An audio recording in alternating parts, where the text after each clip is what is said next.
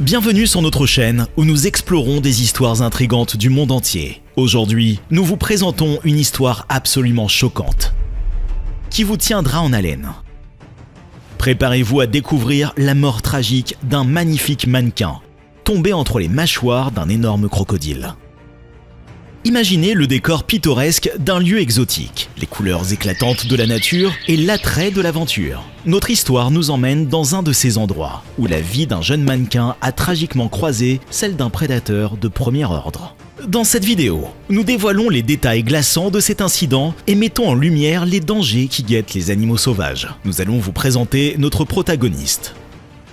Un mannequin éblouissant qui s'est embarqué dans un voyage pour capturer la photo parfaite au milieu de la beauté sauvage de la nature. Elle était loin de douter que sa séance de photos de rêve se transformerait en un cauchemar incompréhensible. Grâce à des entretiens avec des témoins oculaires, des amis et des experts, nous reconstituons les événements qui ont conduit à cette rencontre fatidique.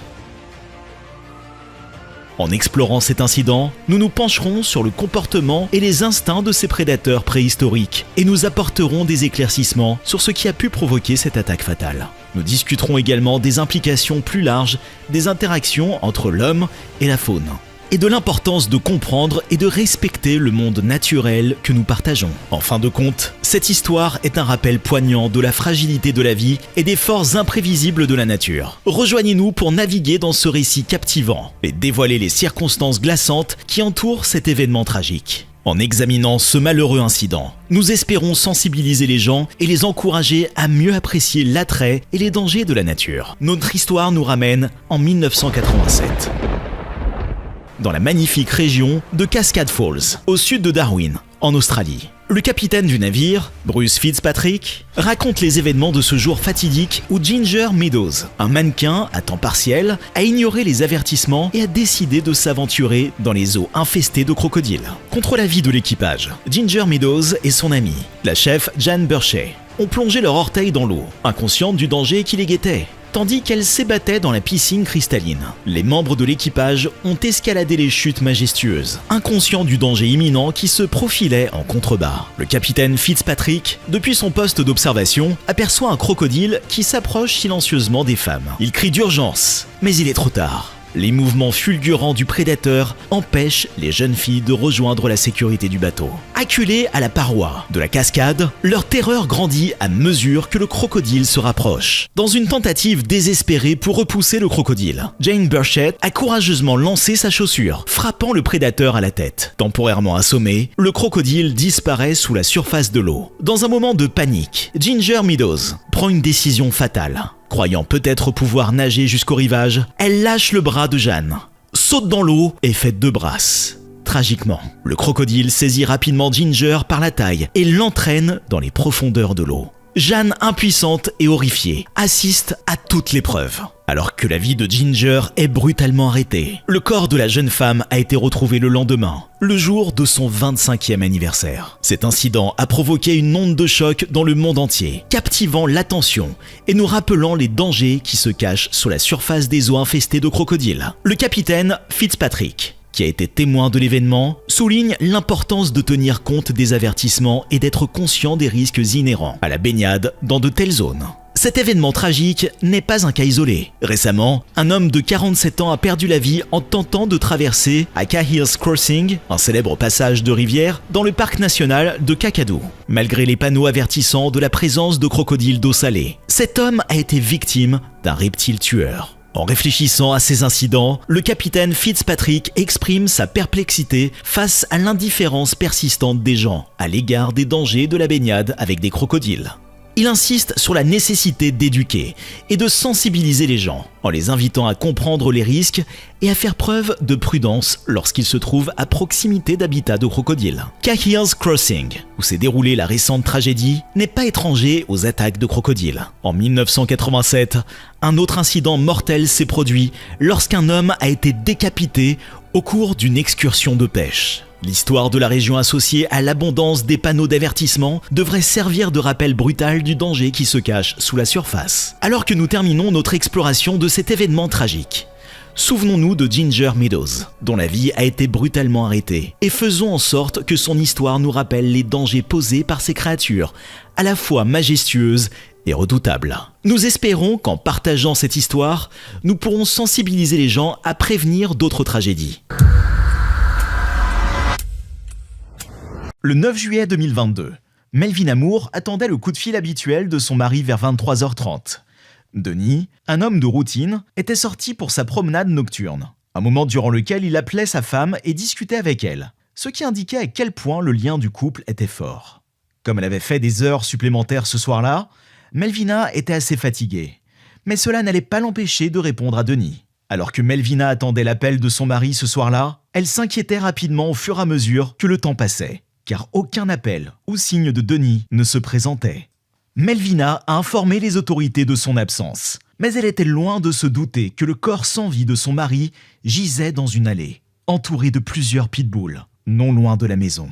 De retour à la maison, la police est arrivée et Melvina les informe rapidement de la route que Denis emprunte habituellement lors de ses promenades nocturnes. C'est maintenant dimanche matin et sans appel de la police, Melvina tente un autre appel sur le portable de Denis, mais au lieu de son mari, c'est la police qui répond. Cela alerte instantanément Melvina que quelque chose de terrible est arrivé à Denis. Ce n'est que quelques heures plus tard que la mère de 7 enfants a découvert les détails effrayants de la mort de son mari.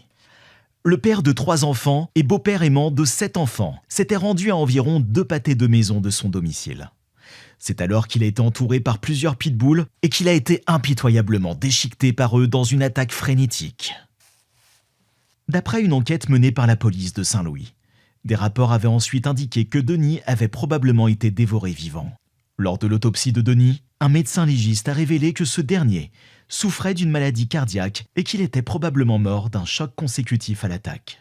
L'examinateur a également mentionné que la plupart des blessures qui avaient été infligées au corps de Denis s'étaient produites après l'arrêt de son cœur. Pour ajouter à l'horreur de cet incident, les enquêteurs qui avaient découvert le corps de Denis avaient en fait trouvé une deuxième victime, un homme de 92 ans, qui avait subi des morsures importantes de plusieurs chiens, qu'il avait également attaqués dans la même allée. Le contrôle des animaux de Saint-Louis a saisi 3 chiens soupçonnés d'être impliqués dans les attaques. Le contrôle des animaux a ensuite fait correspondre les descriptions de plusieurs morsures de chiens dans la région, ce qui indique qu'il s'agit presque certainement des coupables, qui ont finalement coûté la vie à Denis Moore et en ont blessé un autre. Si vous avez le malheur de vous trouver dans une situation où vous êtes attaqué ou confronté à un pitbull, il est important de résister à l'envie de crier et de vous enfuir. Restez immobile, les mains le long du corps, et évitez de regarder le chien dans les yeux, car cela pourrait être perçu comme un défi. Lorsqu'un chien ne s'intéresse plus à vous, reculez lentement jusqu'à ce qu'il soit hors de vue. Si le chien attaque, donnez-lui votre veste, votre sac à main, votre vélo ou tout ce que vous pouvez mettre entre vous et le chien. Si tu tombes sur le sol, mets-toi en boule avec tes mains sur tes oreilles et reste immobile.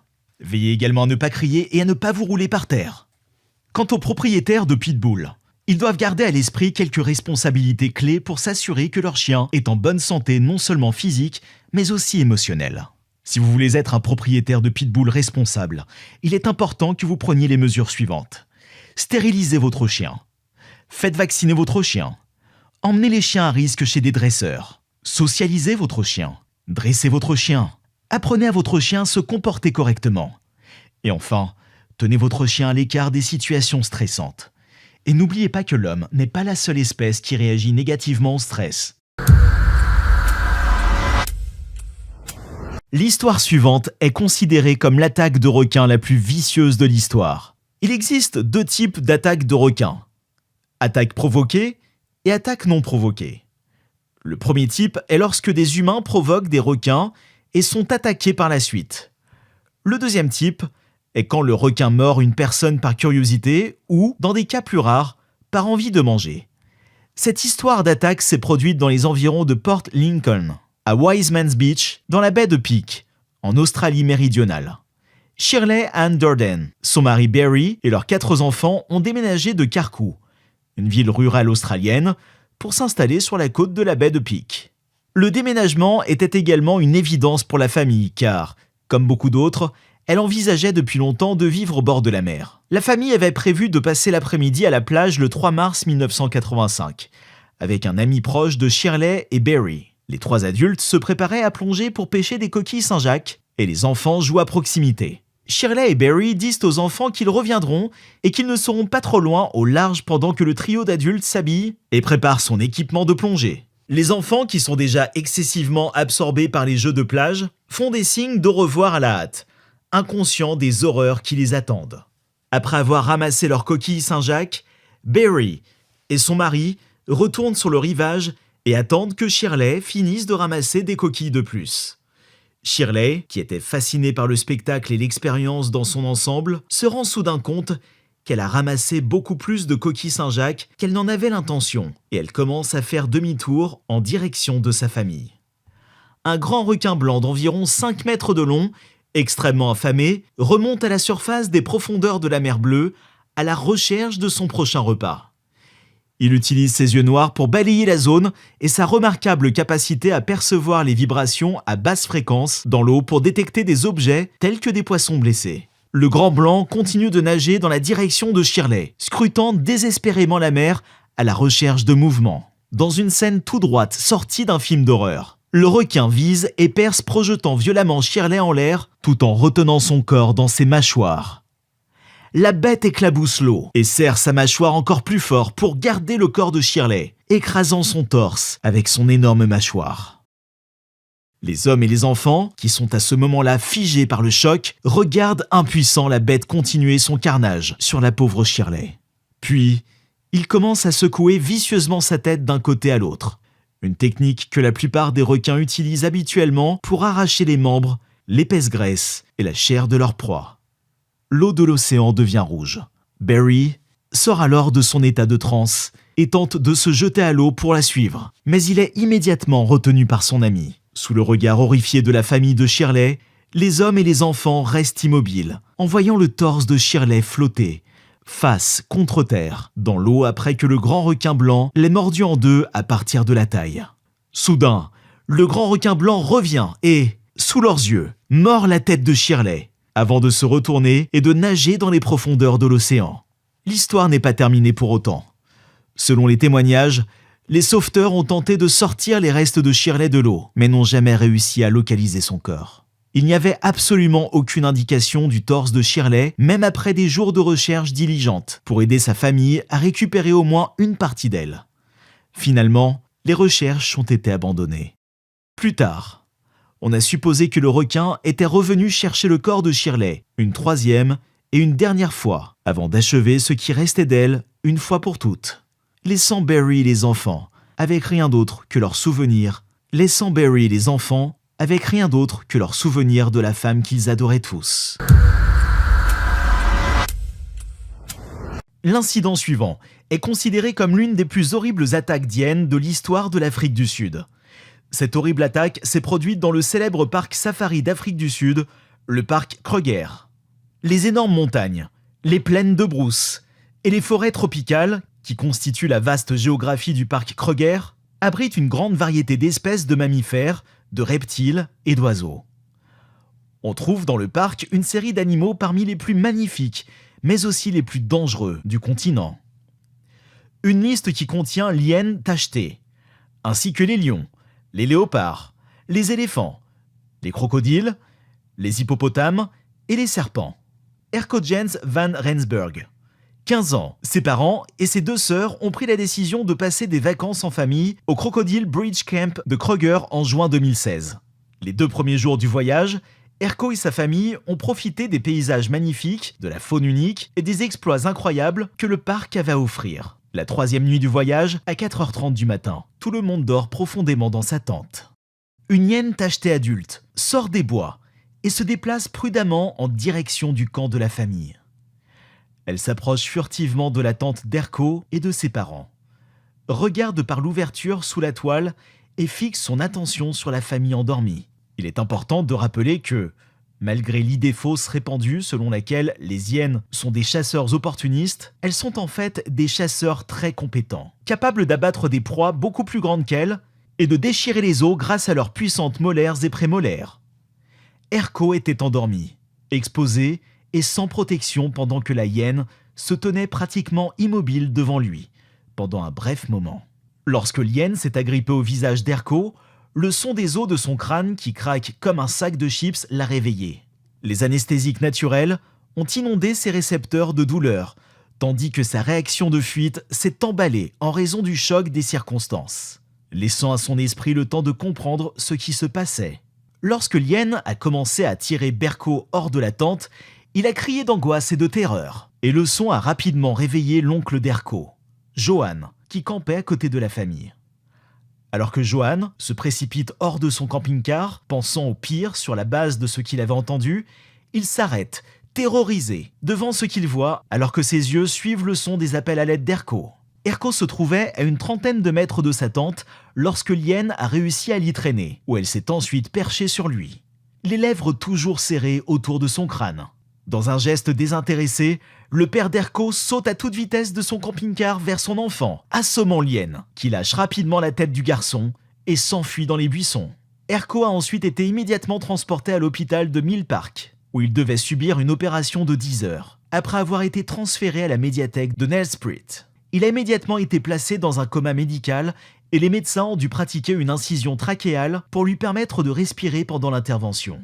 Vers 20h30 le dimanche soir, 10 très longues heures plus tard, Erko est finalement sorti de la salle d'opération, toujours incapable de parler à cause de la trachée et des tuyaux auxquels il était attaché.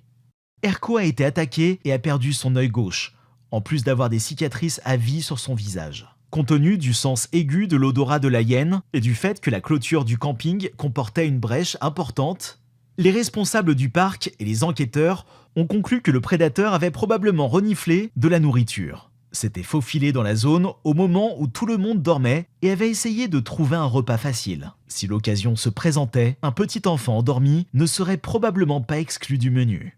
Erko a mentionné qu'il n'était même pas conscient de ce qui se passait pendant l'attaque, et cela est probablement à cause du choc.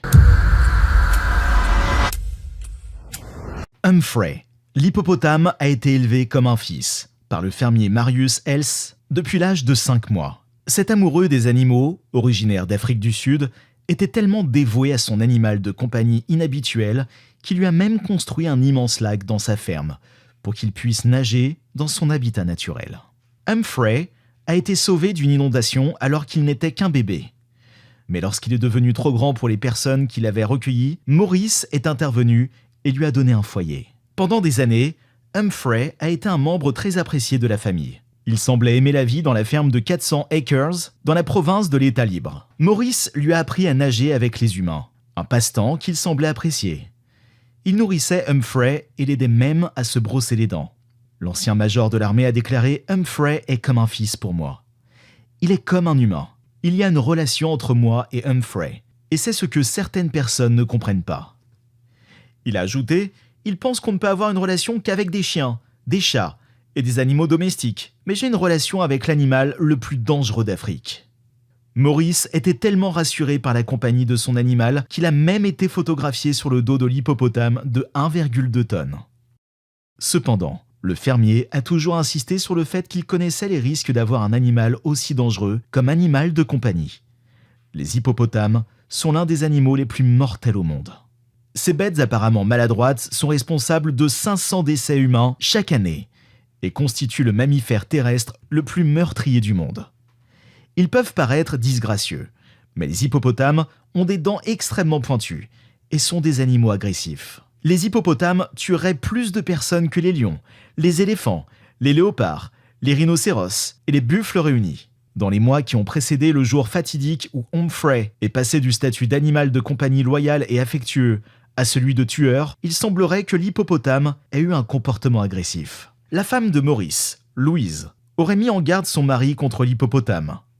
Depuis 2011, selon des rapports en Afrique du Sud, un homme de 52 ans et son petit-fils faisaient du canoë sur la rivière qui traverse la ferme de Maurice. Humphrey les a repérés et on pense qu'il a essayé de les chasser. Le couple a dû passer 2 heures piégés dans un arbre avant que Maurice n'arrive pour tenter de faire fuir son animal avec une pomme. Il a dit « Je l'appelle » et il répond immédiatement pour venir jouer avec moi. Je lui donne des pommes. Il ouvre sa bouche, de grandes mâchoires et des dents comme ça. De plus, l'hippopotame s'échappait régulièrement de son enclos et se rendait au club de golf local où il poursuivait les joueurs sur les greens. Maurice a toujours insisté sur le fait que l'hippopotame fugueur pouvait toujours être ramené à la ferme. Mais ceux qui le connaissaient, lui et Humphrey, n'étaient pas convaincus. Un des voisins de Maurice a déclaré qu'il avait essayé de le prévenir, mais qu'il ne voulait rien entendre. Puis, en novembre 2011, Humphrey s'est complètement retourné contre l'homme qui le considérait comme un fils. Il a mordu Maurice à mort, l'agriculteur ayant été découvert complètement immergé dans la rivière où Humphrey avait été secouru 6 ans plus tôt. Il avait subi d'horribles marques de morsures et de terribles blessures. Les secours ont été appelés, mais à leur arrivée, Maurice était mort et rien ne pouvait être fait pour le sauver.